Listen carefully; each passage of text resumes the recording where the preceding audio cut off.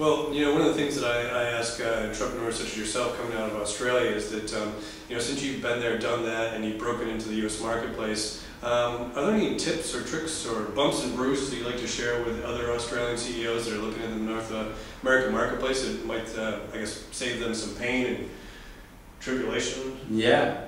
Look, one of the things I guess I took for granted when I came here, it's, my business has been established for 5 years in Australia. I've got a big team in Australia, but I felt that I could really piggyback on the back of that. But when I came to America, it was almost like starting a brand new business. I had to learn so many things. So, the setting up and understanding the system took a bit longer, and as I managed to get myself closer to people from America who understood the system, I was able to get through those much more easily.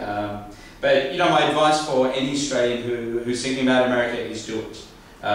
It was actually from obviously getting the systems and the company set up required some expertise that I probably didn't have, but actually relocating myself and a few others to America was actually a lot easier than I thought. And it goes without saying that I think it's a rewarding experience.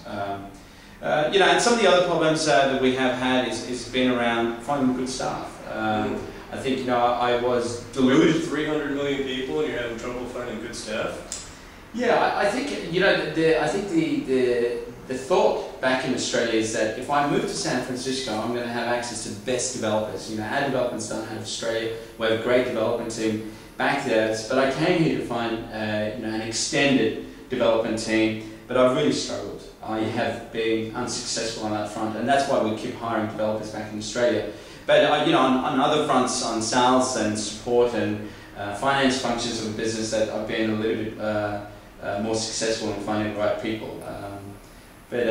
Yeah.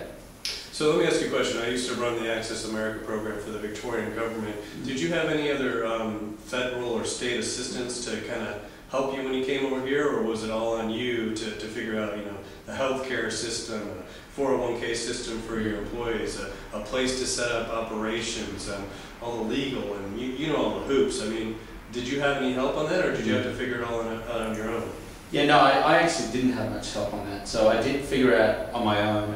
What I did find very interesting was as soon as I put my hand up when I was back in Sydney and said, I'm moving to America, I'm expanding my business to America, it was funny how many other Australians said, hey, I'm already here, let me give you a hand. And I found the network of Australians here in San Francisco, in the Bay Area, to be extremely supportive, who've given me assistance. But look, setting up things like health has been a nightmare. Understanding 401k has been a nightmare.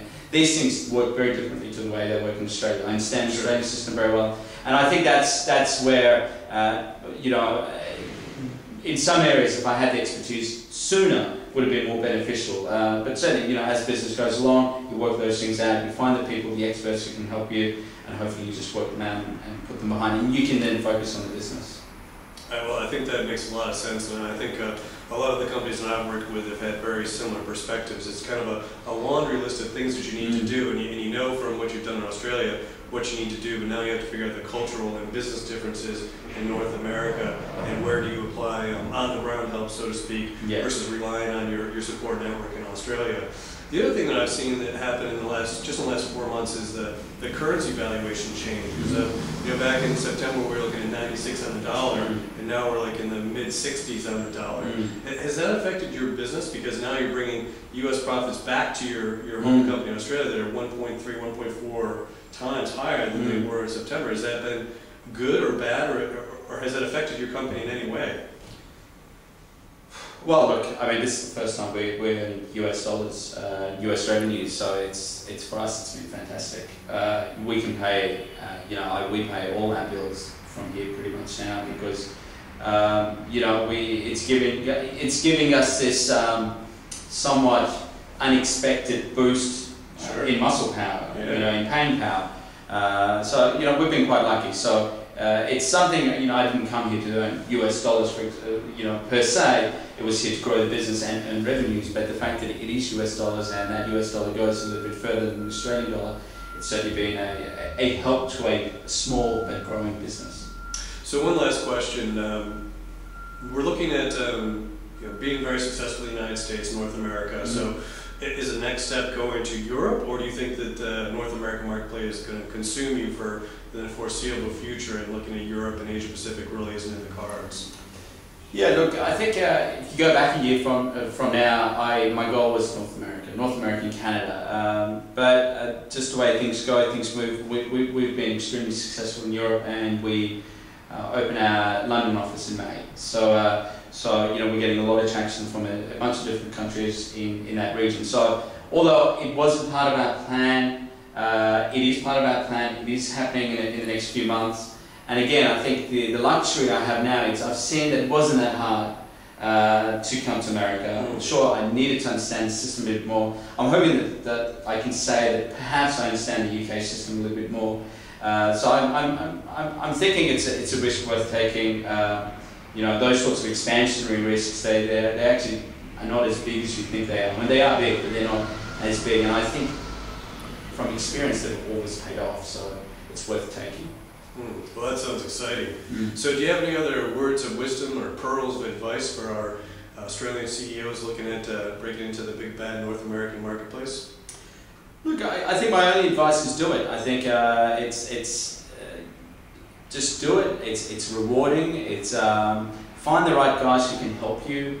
Shortcut some of the learning. I think there is a fantastic Australian contingent in the Bay Area. Lots of smart guys that you can learn from. There's Australian nights, CEO nights, plenty of beer drinking that Australians like. So I think it's been a great experience for me. I think it hasn't been that big of a challenge. So my only advice is just do it if you think it's right for your business. Well, Bardia, we appreciate your time today. You had a lot of great advice for us. We're very excited for what you've been able to do here, and I'm looking forward to interviewing you in another year or two and seeing how much you've grown. Thank you very much, David. Thanks for your time, Bardia. You have a great day. Thank you. This is David Brown reporting from San Francisco. Have a good day.